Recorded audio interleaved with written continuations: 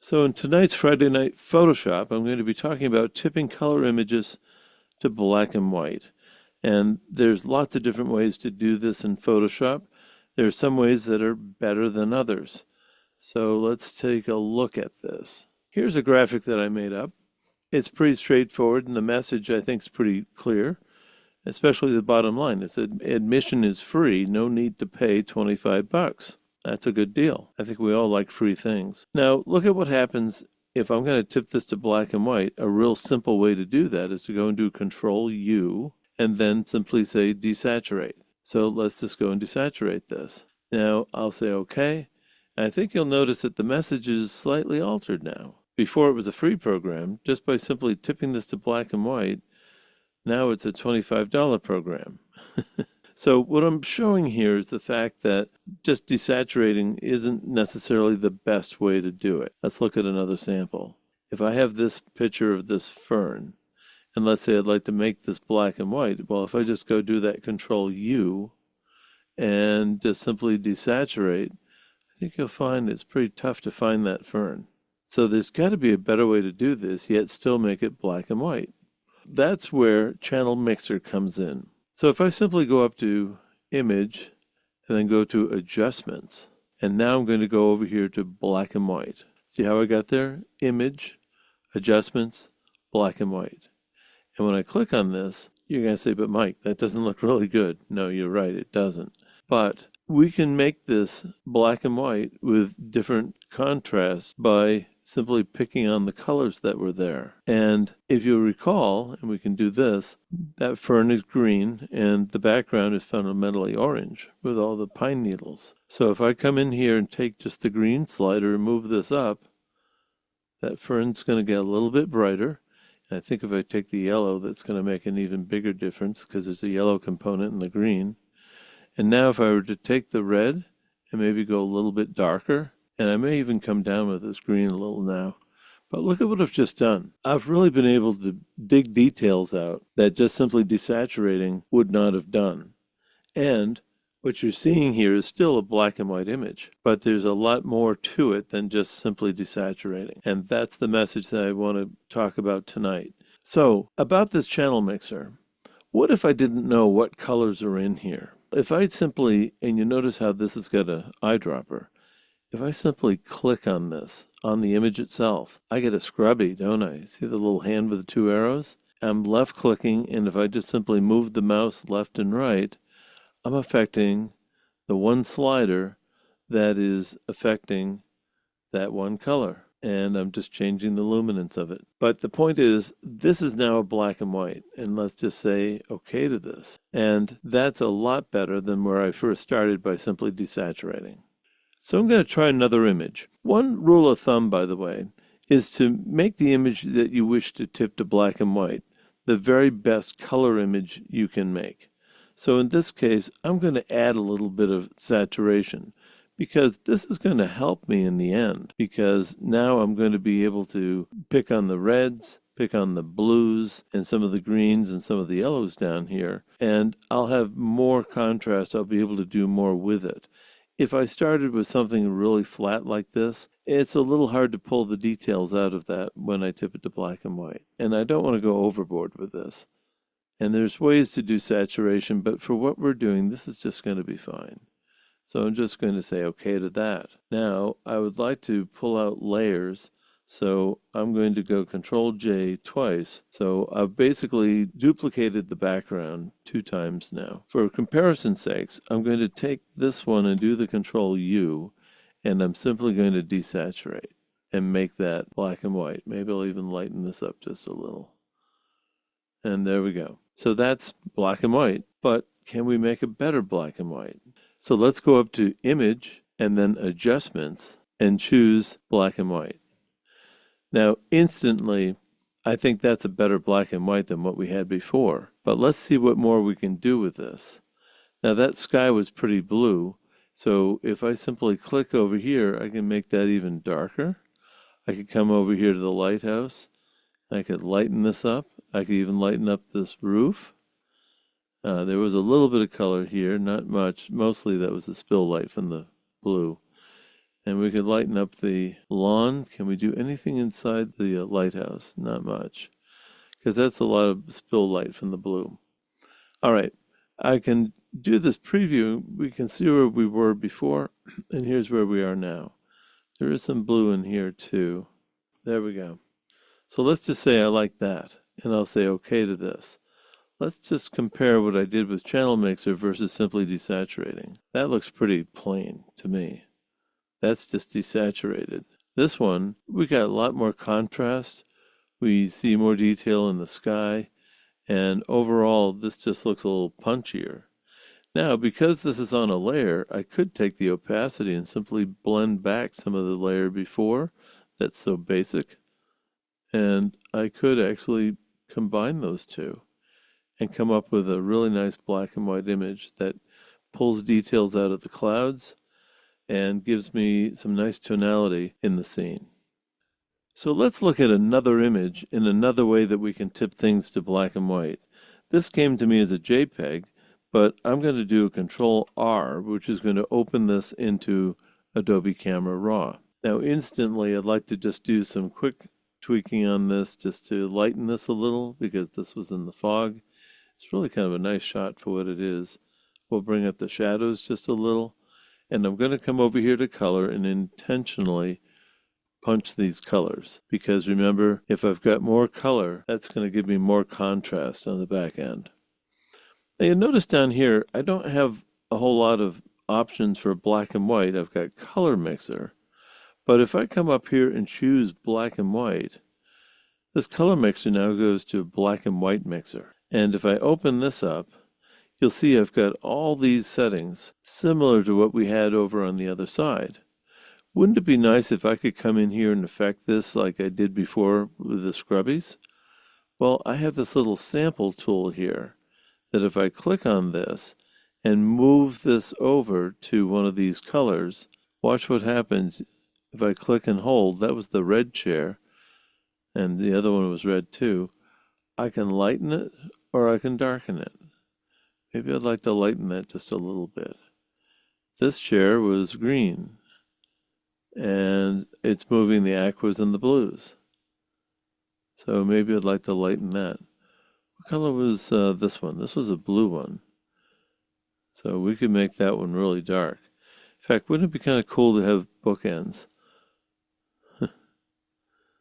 And it's not quite bookends.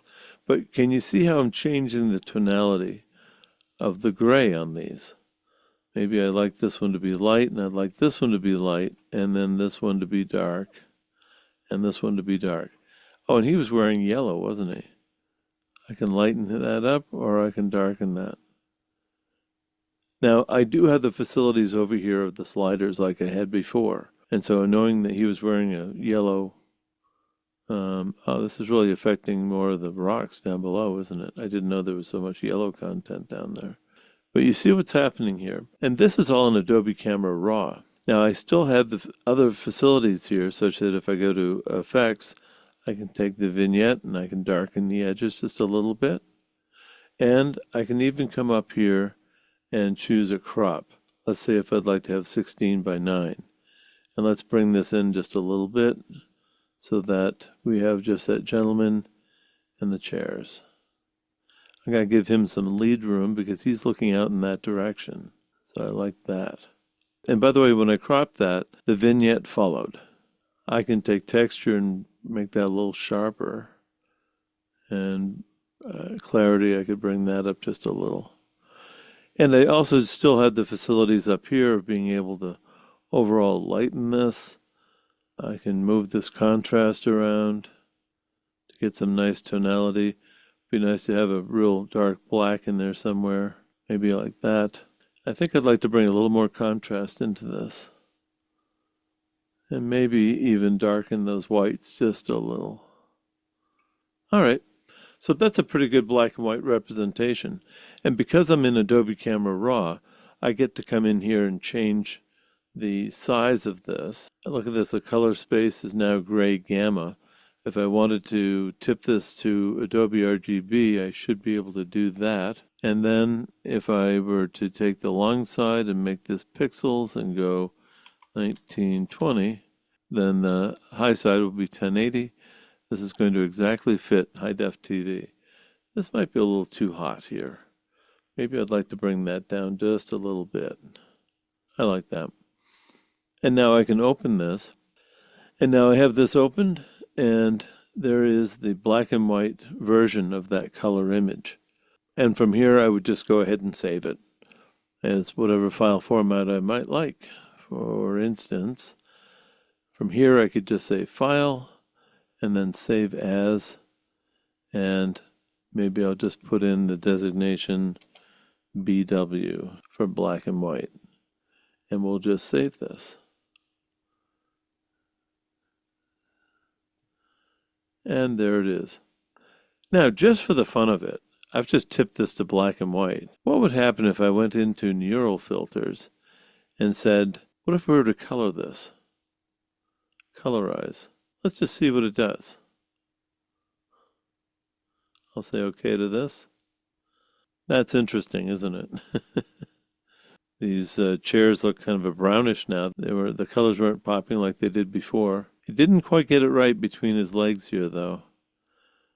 But at first glance, though, that could almost pass as an old-time color shot. Maybe add a little bit of grain to it. Neural filters can be kind of fun to work with. Sometimes it's variable. You're not quite sure what you're going to get. But this is an interesting interpretation of that shot. Let's look at one more image. And I'll do this one in Adobe Camera Raw. So it started as a JPEG again. Now, if I had this as a RAW file, I'm sure I would have even more facilities to be able to do even more with it. But sometimes this is what we call the given set. You have to work with what you've got. So I'm not going to confine the size of this. I'm going to go to color, and I'm going to just punch the color up just a little bit. I don't want to go too much, but I'm just going to go a little bit, just to give me some more contrast to work with. Now, let's just see what does auto do for me. Yeah, that brought that down a little, but that's not bad. So now I'm going to choose black and white, and I'm going to use this black and white mixer. Once again, if I come up here and use this targeted adjustment tool, I don't have to remember what the colors were in here. So let's just see if we can do anything with the roof. Yeah, I can lighten or darken that. And I like lightening that just a little. Do we have anything in the sky? Just a little. Not much, though. Water should do something, yes.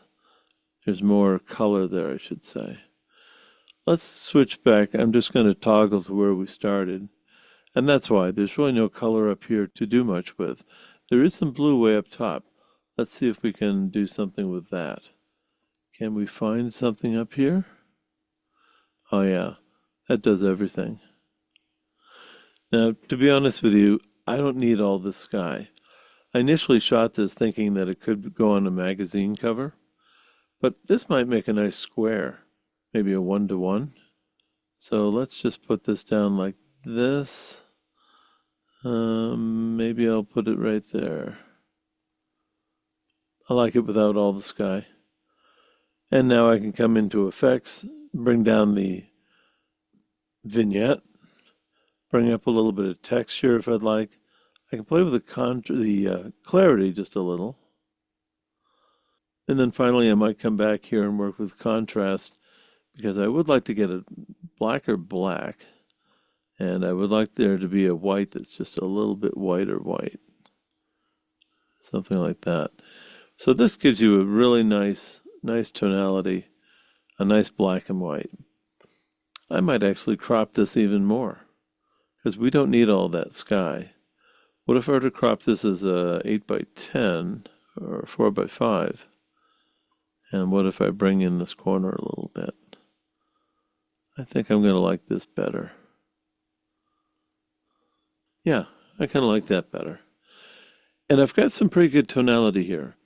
I've got definite blacks, I've got definite whites, and the gray tones throughout the rest are pretty good. And if I wanted to add a little more, I could just take this contrast down, and you see I'm just making that just some more gray tones.